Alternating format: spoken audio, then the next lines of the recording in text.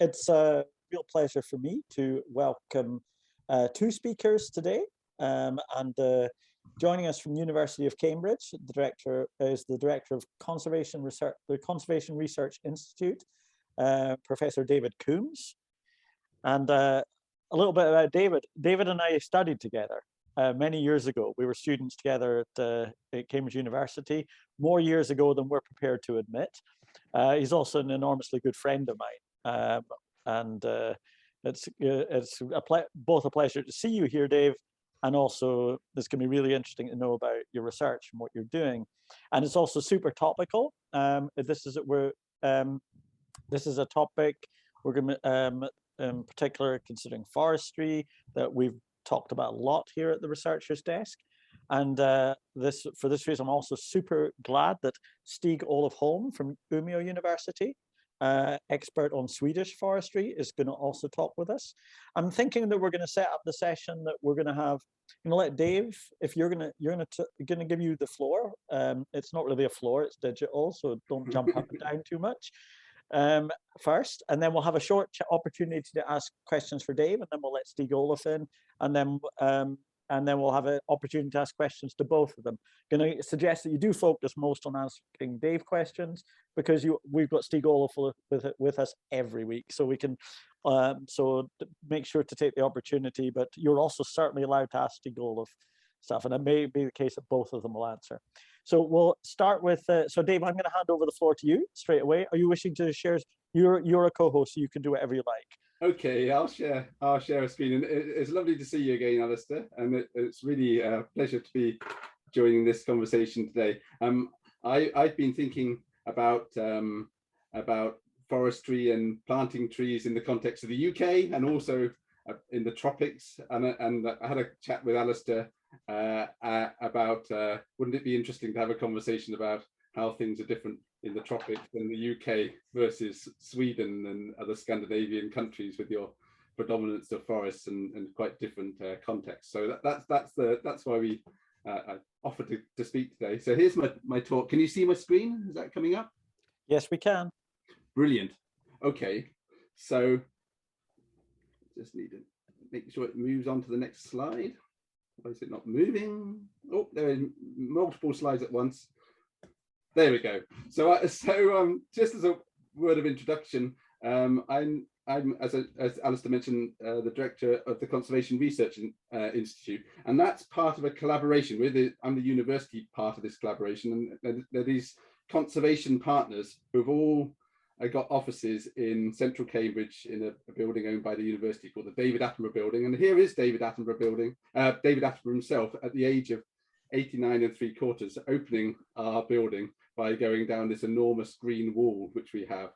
So he's as you know, always up for a challenge, and it was very kind and gracious of him to open our building in such a style. But the idea is that the university works together with these major international conservation organizations to try and find solutions to the climate and interlinked biodiversity crisis. So that segues nicely into my next slide, which is, of course, we have a climate crisis which we're all familiar with, not least because we've just had the COP26, but also we have another crisis, and that's the loss of biodiversity across our planet. We've never, since the extinction of the dinosaurs, we had such rapid biodiversity loss, and that's driven by vast amounts of land use change across the planet's surface. And there's this set of solutions, nature-based climate solutions, which have become very fashionable to discuss, and many nations spoke highly of them at COP26. And these are ways of protecting nature, restoring nature for the benefit of climate, for biodiversity, and hopefully people at the same time. So one of these elusive win-win-wins. And so here are some of the nature-based solutions which are discussed. Forest conservation, so protecting old growth, mature forests, reforestation, peatland renewal, mangrove replanting, and then even sort of rewilding various ways, agricultural lands. So these are all ways which we can use nature at this sort of intersection between the climate crisis and the biodiversity crisis, to try and find some solutions in that space. And this is what the politicians aspire to happening in the next 30 years. We've got to get our, as we all know, our fossil fuel emissions down, and including CO2 emissions from concrete production. And nature-based solutions could, it's hoped, in the immediate decade, be a really important way to sequester, take carbon dioxide out of the atmosphere, and store it in ecosystems, and that could really help us on this path to achieving net zero by 2050. So this is the this is from an influential report by Mark Carney. He used to be governor of the Bank of England, and is now now in charge of trying to get huge amounts of finance, international finance, into nature-based solutions and other sort of what's called voluntary carbon markets. And he says what we need to do, well, actually he doesn't say, this is what the scientists say on this slide, from between 2018 and 2050, he's called it cumulative carbon budget, but that's how much CO2 goes into the atmosphere in order to stand a good chance of keeping the climate change within 1.5 degrees centigrade. And the key thing, which in this figure to show you, is that by 2030, we want to get to remove 23 gigatons per year less emissions going into the atmosphere. That's a huge reduction, which we need to have by 2030. So we can't sit around twiddling our thumbs in the interim. And so what Mark Carney says in this influential report is that the best way of doing that in the short term is these nature-based solutions. So avoiding nature loss, nature-based sequestration, and things like these technological solutions, mechanically drawing CO2 out the atmosphere and locking it up in rocks. Those might come on stream more in 2030 and 2040, but they're still quite a way off being able to scale them up at the moment. But at the moment, we've got these nature-based solutions could be really important, but the supply entering the market is tiny, and that needs scaling up in a big way. Okay, so that's the broad introduction. Just thinking about the tropics, the way this sort of thing could work out is here we have some dryland forests in southern Africa, and at the moment forests like this are being cleared to make charcoal, and that charcoal is being then taken into the cities and used for a fuel. And so if we can actually pay people to protect those forests, so instead of chopping them down, they get money in recognition that they're storing carbon, then that could be a strong enough incentive to prevent deforestation in these drylands. And that could be particularly effective in the tropics, because we know the cost of land and the livelihood incomes of people are very low. So even a small incentive could be enough to make a big difference in these dryland habitats, for example, or even in the rainforests. So we're very interested in coming up with mechanisms for measuring carbon in these systems, and also financing them. So we've just set up a new centre for carbon credits here, working with computer scientists and blockchain technologies to come up with a trustworthy carbon market, particularly aimed at these tropical contexts. Now in the UK, what happens in the UK? Well, the UK is a bit different to everywhere else in the world, but the government in the UK is quite interestingly quite committed to improving the environment of the country. And it published this 25-year plan, and in essence, now we've left the EU, the Common Agricultural Policy, which used to pump billions of pounds in subsidies to the farmers, is going to be phased out over 7 years, and something else is going to take its place. And what that something else is going to look like is only just taking shape. But the government has indicated it wants to bring more nature back to the countryside, and to spend public money on public good. That's the sort of catchphrase of this report: public money for public good. And so there's an opportunity, which we haven't had for decades, to bring back biodiversity to our landscapes, as well as storing carbon. So it's really quite a monumental moment for us in the UK. It's long been recognised that the UK is particularly low on woodland cover. Here we've got 12% in the UK, 67% in Sweden, apparently. And so that's not because the UK was naturally low in woodland, it's because we cleared it all for agriculture, often several thousand years ago, but particularly, you know, in over the last 2,000 years. So we've got very low cover of forest now and opportunities to replant it. Here's where I live, just outside Madingley, on the outskirts of Cambridge. And Madingley Wood here, this is as pictured by the Luftwaffe. The first aerial photos of the good aerial photos of the Britain was taken by the Luftwaffe, I think in 1942. This patch of wood has been sitting like this for about 1,000 years across an agricultural landscape. And people retain these little fragments of woodland. There's 42,000 of them across the UK, because they were commercially valuable for them, particularly in the medieval period, for extracting timber for their houses and making fences and so forth. So they kept them for no other reason than they were valuable. But these days they are valued for their biodiversity, and there's opportunities to expand these woodlands. So what are the values of woodlands in the British context? Well, offsetting carbon emissions is one. Human well-being. People love to wander around in beautiful bluebell woods like we've got here. Timber production, well, we're a bit smaller than Sweden in that regard, and things like flood relief as well. And there's some industry burning wood for bioenergy. This is the Drax power station. I'll return to that one later. And the government, through some very influential reports, has been talking about expanding woodland cover for well over a decade now. This was in 2009. This report said, let's increase woodland cover. But our new government is wanting to plant 300 square kilometres of woodland per year from 2025 in the UK. So this is Boris's commitment to the climate crisis. One of them is to plant lots and lots of woodland in the UK, which is going to be immensely difficult because we're already fairly highly populated in the UK. We've got lots of agricultural land. So where we're going to put these solutions is an immense challenge for us. But the idea is that at the moment, woodlands offset about 5%, 4.6% of our emissions, and draw it out of the atmosphere. By 2030, the hope is that that will be nearer 10%, and by 2050, even more of the emissions will be offset by woodlands. I won't show you that one. That's just showing you the same thing.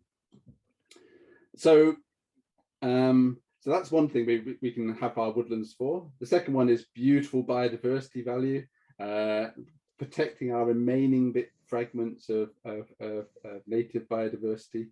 And that's particularly valuable in these lowland sites, such as Madingley Wood, just on the outskirts of Cambridge, where people can easily take their bicycles and enjoy such places on the weekend. So immense well-being value in an increasingly industrialized landscape. So I'll skip that one as well. Where to plant these trees is a challenge, though. So we can expand around those ancient woodlands in the lowlands and around rivers as well, along rivers, to protect those rivers from soils getting into them and so forth. But if we want to plant on the sort of scales the government's talking about, 300 square kilometres per year, we just can't do that in the lowlands. So this is showing us the quality of the land for agriculture. And in essence, the blue colours are really, really good land. I'm sorry Scotland's not in here, by the way, Alasdair. It's just the quirk of the graph, the figure I got. But in Cambridge, we've got exceptionally good land for agriculture, and it's almost all farmland. The green colours are less good for agriculture, and includes grazing land. And the yellow and the brown are really poor for any agriculture other than grazing, and even the brown colours are not great for grazing as well. So where are we going to put our woodlands? If we put them on the blue areas, then we're just displacing agriculture. it's not going to be financially viable anyway, but we would just displace agriculture, and we'd have to buy our food from somewhere else in the world. We might be buying it from the tropics, and resulting in more deforestation. So if we chose to plant trees in our croplands, we're actually not going to benefit global attempts to reduce CO2 emissions. Grazing land is more likely to be the solution, and so we have got enough of these yellow areas in Wales, the Lake District, Scotland, where we could plant more trees, a lot more trees. But that will only work if we stop eating so much meat and switch to more vegetables in our diets, because otherwise we'll just displace meat producing activities elsewhere in the world. Particularly problematic as are peatlands, and it'd be interesting to hear about Sweden in this context, because we know that planting trees on peatlands is immensely damaging for those peatlands, and so it's not actually that effective for carbon offsetting.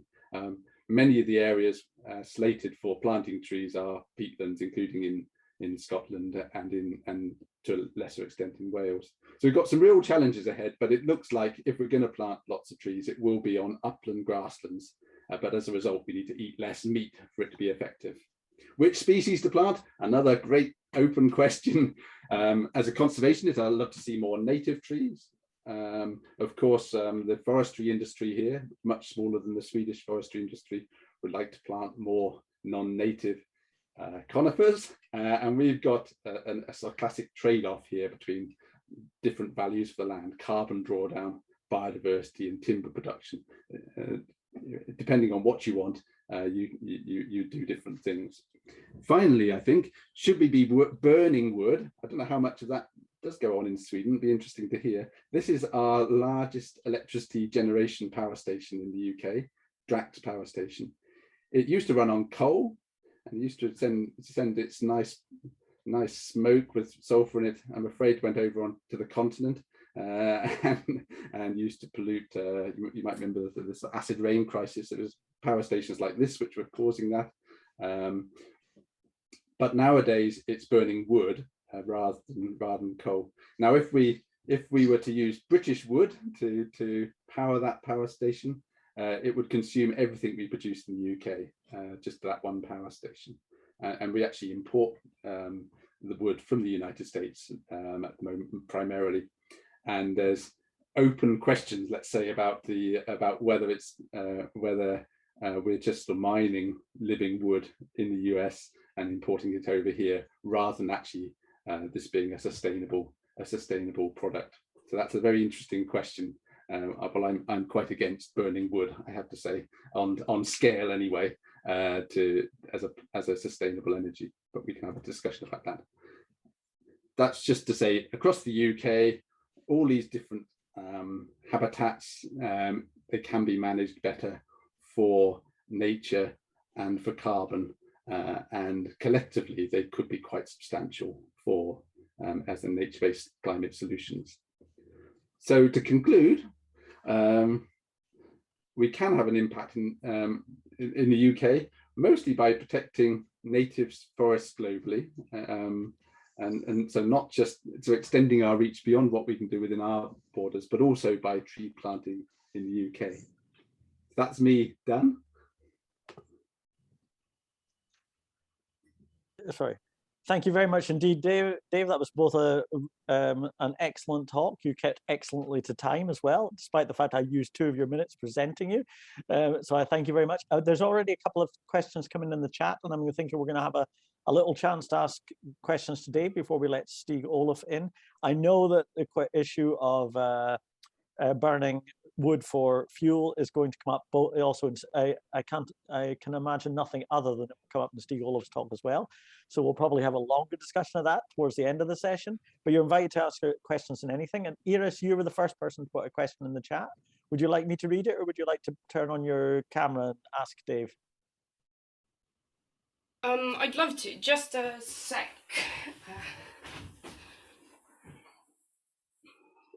You can take another question first. if you want. I can take. I'll take Anna Fugdal Han. You can also not turn on if you prefer. Whatever you prefer. Hi, Anna. Hi, Alasdair. Hi, how's it doing? So I was just thinking we're talking about land like an area, but what if you should think about like land that we already been taking, like all the roads, all the streets, all the borders of the meadows, or so. How many trees would you? I mean, you can calculate on that because you know how many roads you have, right? So if we just do that first, how many would you fit in?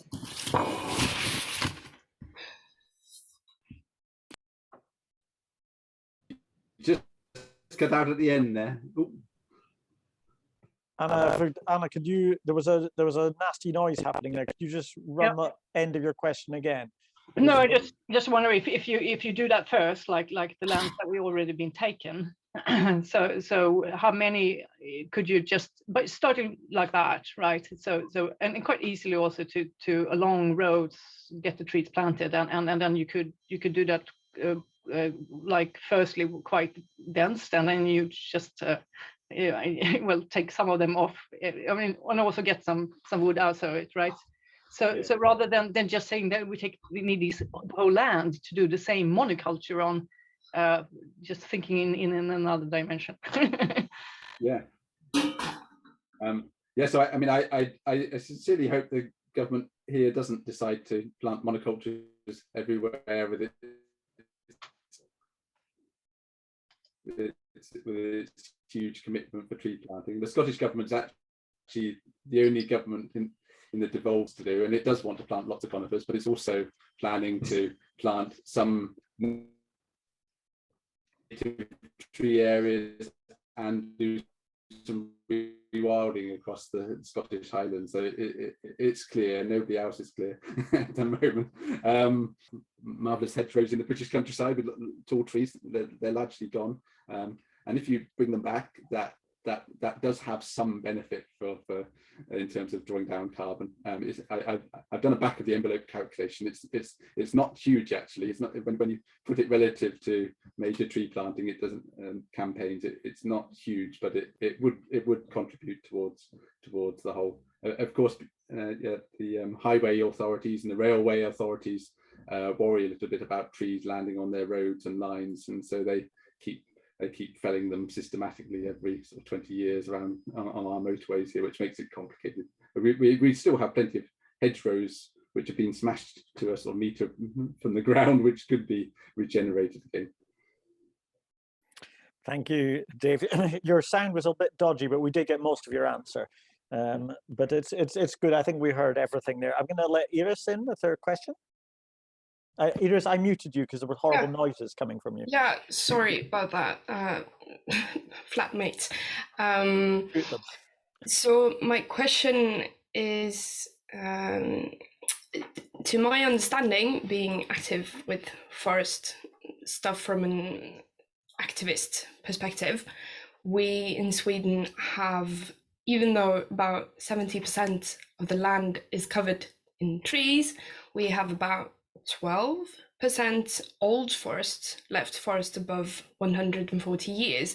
So I was wondering, why not make the distinction in the statistics, because plantations are about as biodiverse as a wheat field, whereas natural forests aren't. You're really quiet, Dave, because you muted yourself. That's a really good point, and it's very different here. We define ancient woodlands as woodlands which have been around for over 400 years. Well, in Scotland, it's actually 250 years, but so it's different between different nations in the United Kingdom.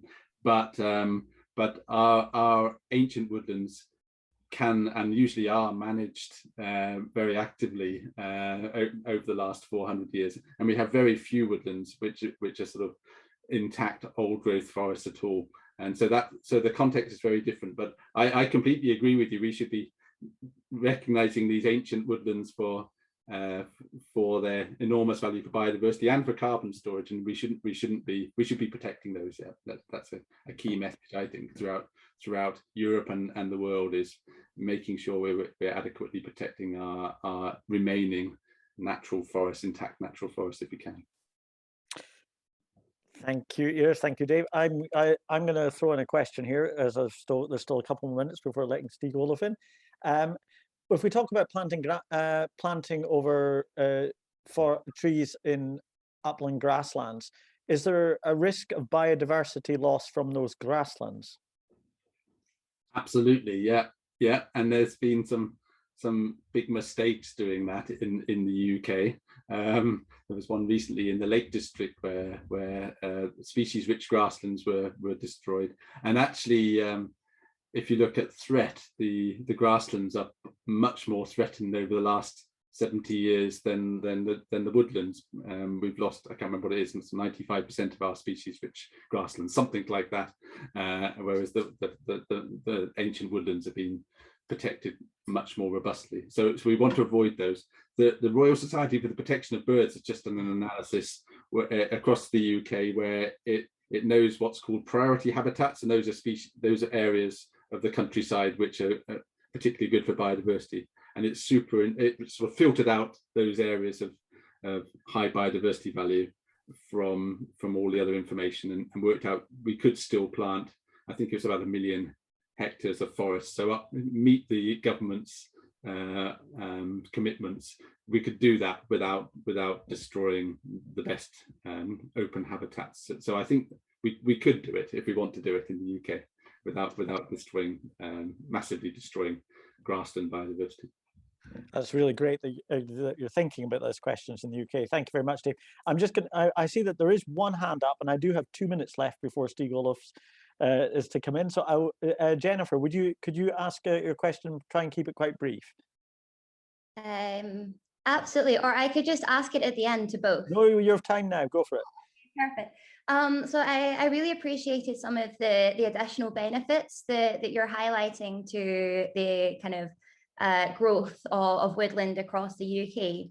But one that I noticed, and perhaps I missed it, was the health benefits in terms of just cleaning up the air. Something that I learned during COP26 was here in Glasgow, many places are 2 times over the World Health Organization recommendations for air quality and air pollution.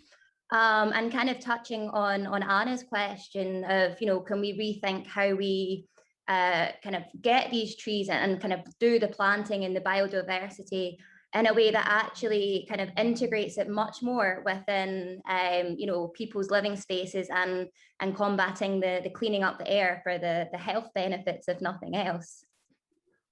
Yeah, really good point. And I didn't really talk about urban or peri-urban planting, but I think that's an excellent idea for sort of health benefits from just being able to spend time in nature, and which is sort of the obvious one, but also pollution. The pollution, the Office for National Statistics here actually says that the value to humans, the social value of British woodlands is, I think, it's 12 times the value of the timber value of them. So all these things like pollution and carbon and flood relief and so forth are actually worth a lot more than the timber production. But of course, those are often not of economic value. They're sort of social value and money values being put on that. But actually, it's not sort of pounds or euros or whatever in the back pockets of landowners, and that's often the problem there. Thank you very much for those questions. We're going to so what we're going to do now, we're going to let Stig-Olof give a Swedish perspective, and then I thought actually straight after that I'll invite Dave if you'd like to ask Stig-Olof questions before letting others in, or vice versa in the other direction. And then we'll let other questions in, but do keep sending questions into the chat because I'll be taking them in the order that they appear. Stig-Olof, it's thank you very much, Dave, and for those asking questions. And Stig-Olof, the floor is yours. Thank you very much, and thank you for inviting me to this discussion, and it was very interesting to listen to David's presentation here. So now I'm trying to share the screen.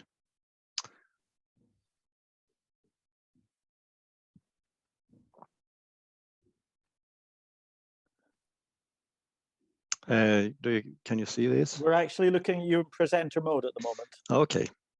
It works too. It's fine. It works. Yeah, it's fine. The times, as I see it, if you consider forest and climate, the time factor, the time aspect is now the most important. How forest in Sweden and the rest of the world should be treated.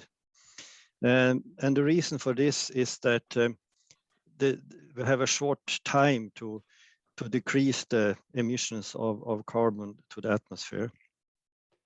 This is from the IPCC report 2018, 1.5 degrees, which you can see the blue curves there describe how we have to decrease emissions of carbon to the atmosphere.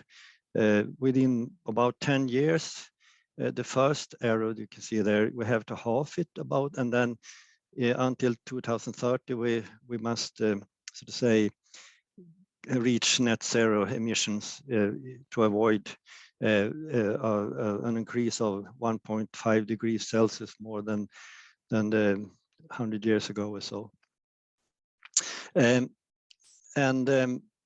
If we then today fell or log a large pine in Sweden and then replace it with a new little seedling, natural or replanted and so on. This tree has not reached the same size until about the year 2100. And since about 80% of the carbon in the tree above the stump cut is emitted as carbon dioxide to the atmosphere within a few years from emissions from paper and burning of biofuels and so on, then it's about 70 years too late. And then it doesn't help that trees grows back in other parts of the world because they would have done it anyway.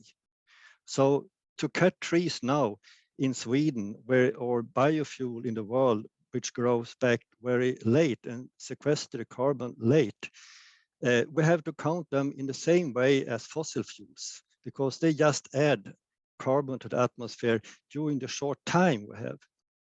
If we should have 100 times, then we could treat them as other biofuels because then they will have this recycling of carbon within the time limit.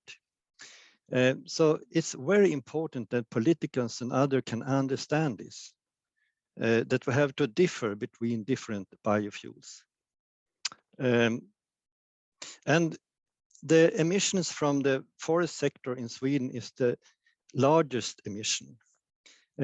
If we include the loss of growth in trees, because if you log trees, you also stop the photosynthesis, which means that you also this big accumulation of carbon stops.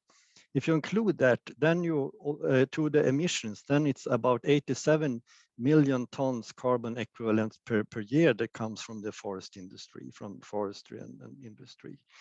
We can compare that to the rest of the Swedish society, so-called territorial emissions from traffic, other industry, agriculture, and such things, which it's about 51 million tons per year. But then we have to also consider that the forest system is a sink, it's a carbon sink. So it's a net accumulation of carbon in soil and in trees and so on of about 43 million tons per year.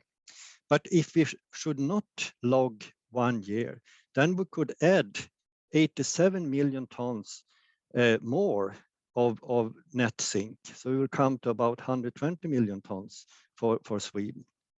So it's an enormous potential compared to changing traffic and cars to railways and such things. And this ideas about capturing of carbon in factory and so on. If we just make small changes in the forest management sector, Sweden could contribute much more than other sectors. And it's our way to show the world how to do it, I would say. So this is a little complicated, but I and some other people from other universities in Sweden, we have estimated the flow of carbon in the forest sector in Sweden. And we have a total growth of about 175 million tons carbon. It's in the inclusion also in roots and stumps and all the trees and so. But we log totally 125 million tons about. But then if we count on the 10 year, we have to halve the emissions. During this years, we have estimated that stumps and roots will be left in the ground. It would not contribute to the carbon dioxide emissions, but only that above ground. And about 12 million tons is left in sown products, long-lasting products, carbon, which could be built into houses in different parts of the world and so on. So what is rest is about 82 million tons. But then we have also a decrease in growth due to the logging of about 4.6 million tons per year. So this means this 87 million tons in emissions per year. If we take the 87 million tons and look at different parts, so one big part of it is actually the burning of black liquor in the paper mills in Sweden. You can see all these bars is the different industry sectors in Sweden. And the paper production emit about 30 million tons per year. On next place comes the steel industry, metal industry, which is about 6 million tons per year. So, and it's also in the Swedish energy use is about 350 terawatt hours, but to use paper, we use about 74 terawatt hours. So about half of the nuclear power energy goes directly to pay, about 1/3 of the electricity from nuclear power production goes direct to make paper, for example. So the question is, which trees in Sweden can still be logged if we want to limit the climate emissions as much as possible? Is it large trees, small trees? How large has the soil yield proportion to be and so on? This question has still to be answered. So if we then look to already logged areas, now I talked about those older forests that are still standing, but about 200,000 hectares per year is clear cut in Sweden. And on these areas, we can directly change the system to, instead of converting them into conifer monocultures, which is about, say, 90% of logged areas today, we can instead directly change the system and reforest them in to the same semi-natural forest that was before logging, and in that way make them more climate resilient and achieve many forest ecological services in the same way. We can in this way admit species to recolonize logged areas, which is not possible today when we convert them systematically into monocultures.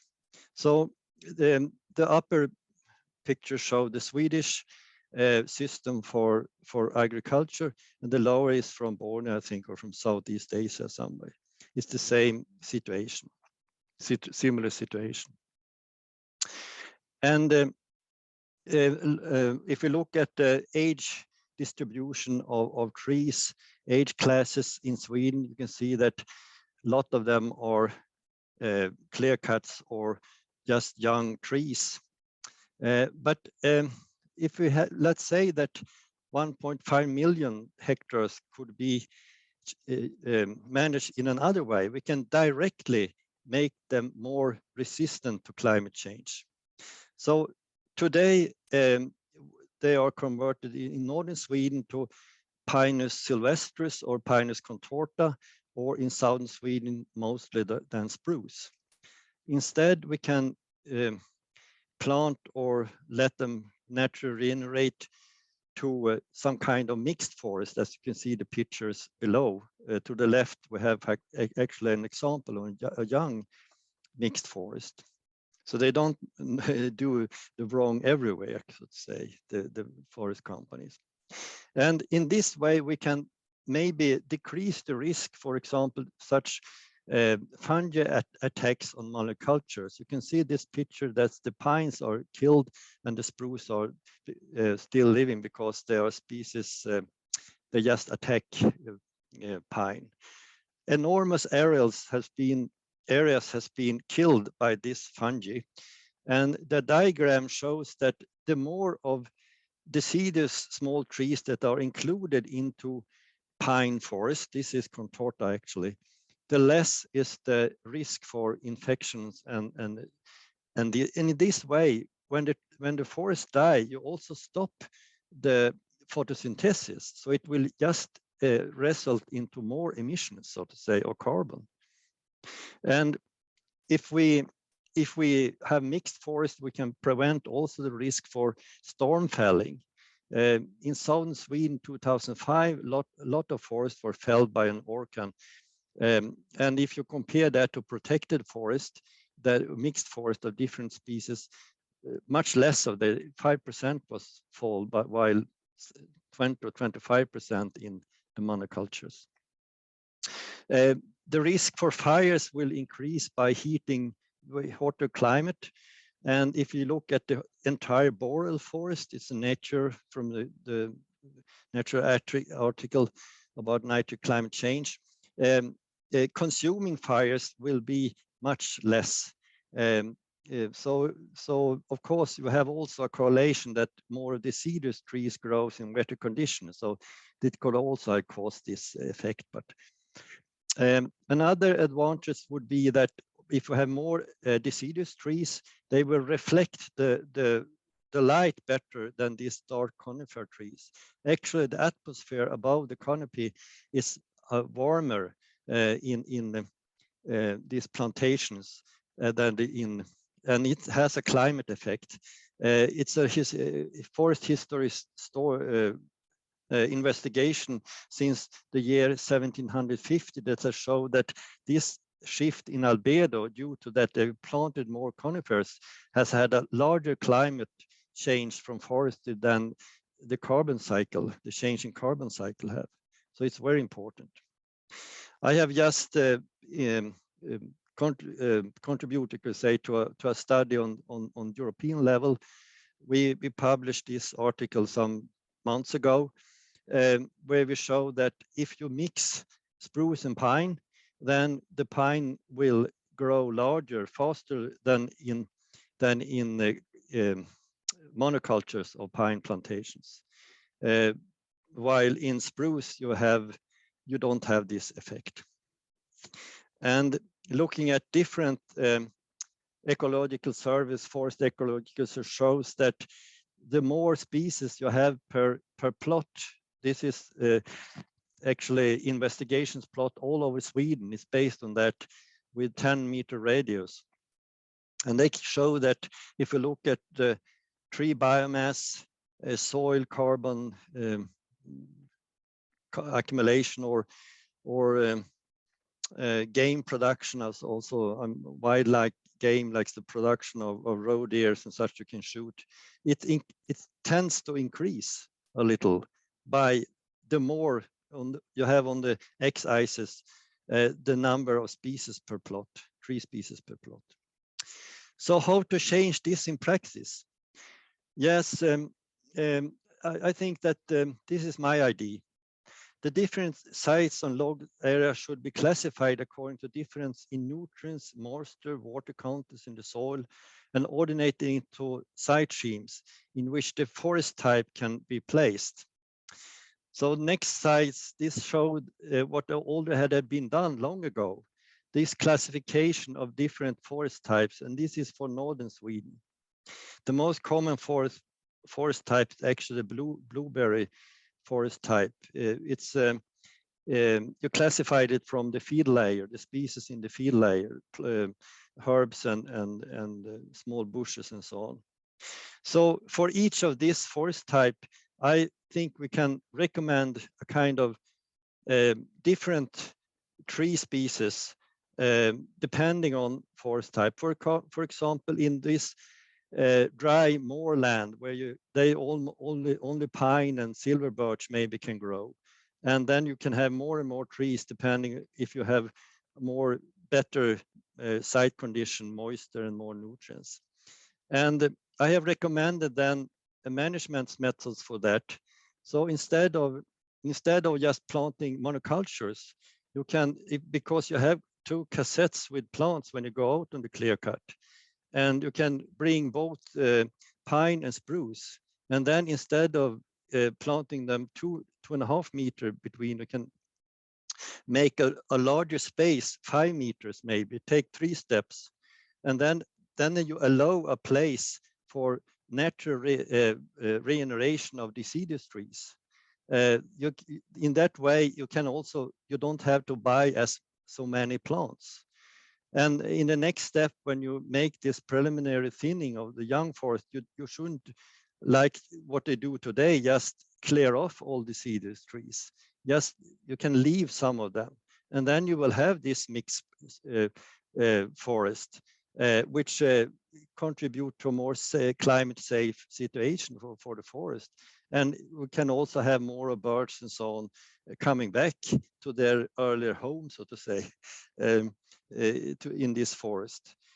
And it will also increase the not everywhere, but in many places, the wood production.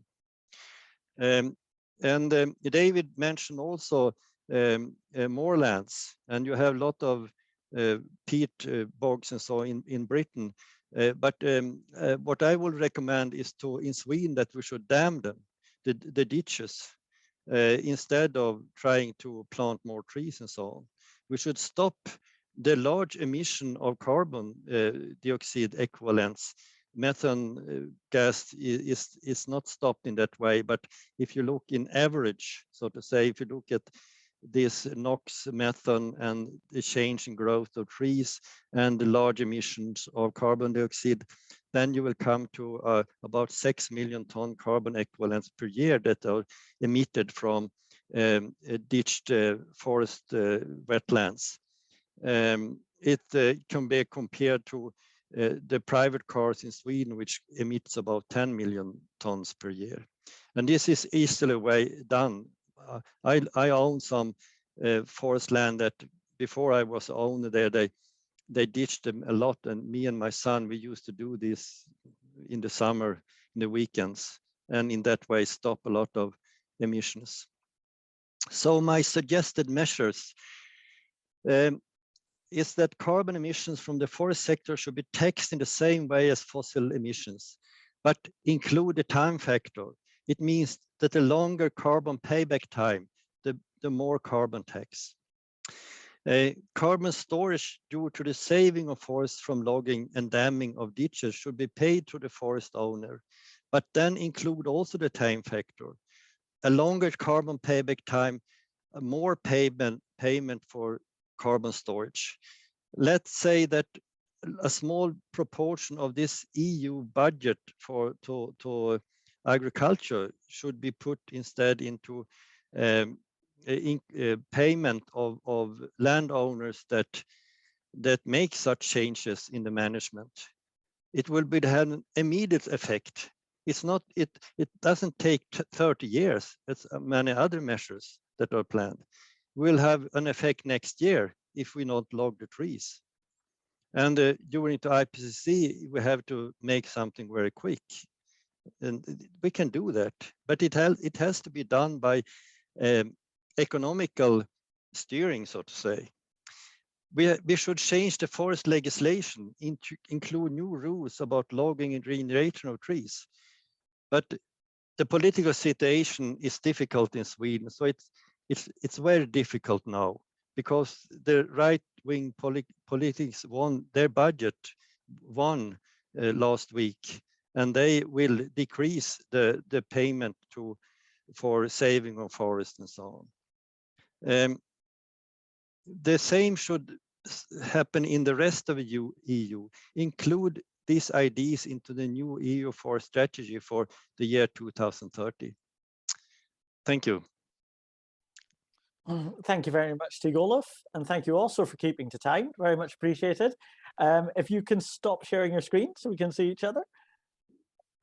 That's great. I'm gonna, before there are questions already in the chat and there are hands raised, but I want to first give Dave an opportunity if he would like to either reflect on or ask any questions to you, Stig-Olof, and then I'm going to do the reverse. Thank you, Alasdair. That was a fascinating talk. Thank you. And so many things are similar between the UK and Sweden, as you were explaining it. Actually, one of the figures I skipped over because it was a bit complicated to explain was showing that if we tree plant in the UK, it's not going to be till 2080 that we actually see strong benefits of tree planting on carbon drawdown. And even those calculations don't take into account damage to peatlands. So this idea that if you do any drainage of peatlands to plant trees, then there's an initial carbon debt and emissions from the peatland, which has to be repaid through tree growth. It hasn't been included in those models, so it's going to be really slow.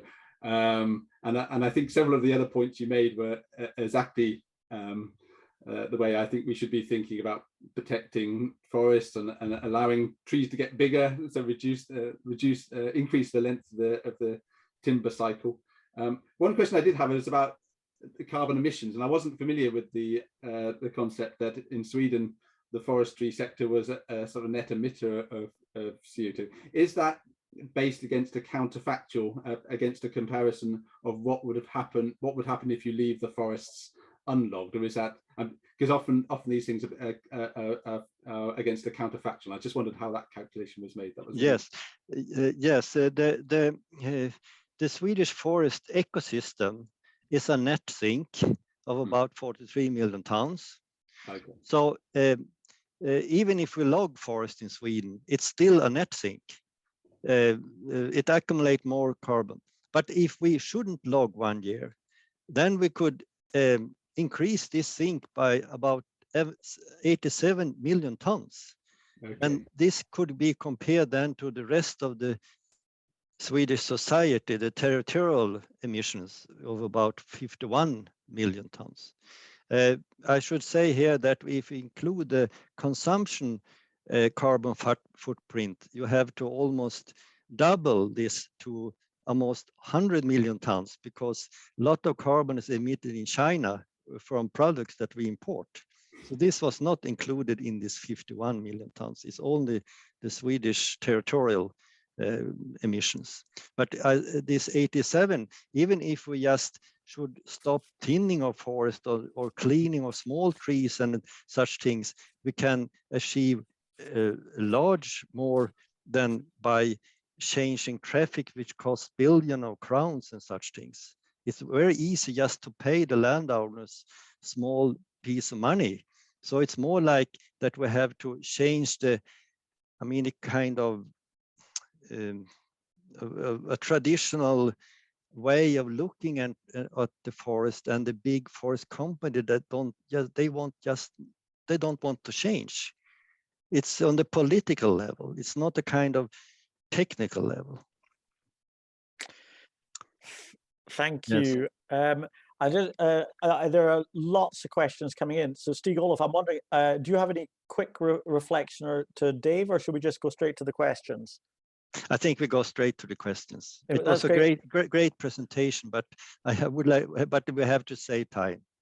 Thank you very much, both of you. This has been super. Now I'm starting from the chat, and Dave, you said the word offset in front of Nicholas, which was so I'm definitely letting Nicholas in.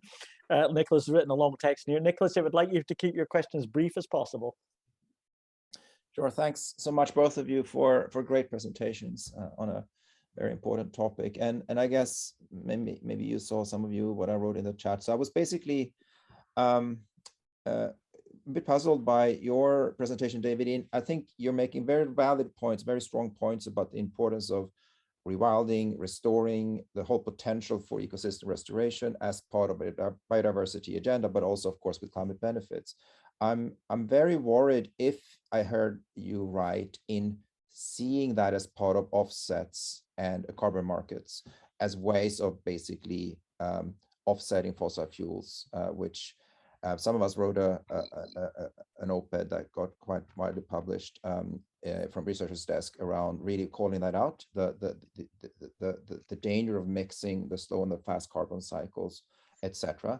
And also just recognizing that at best we can make up for some of the deforestation has already happened by those measures, but it can never justify continued emissions.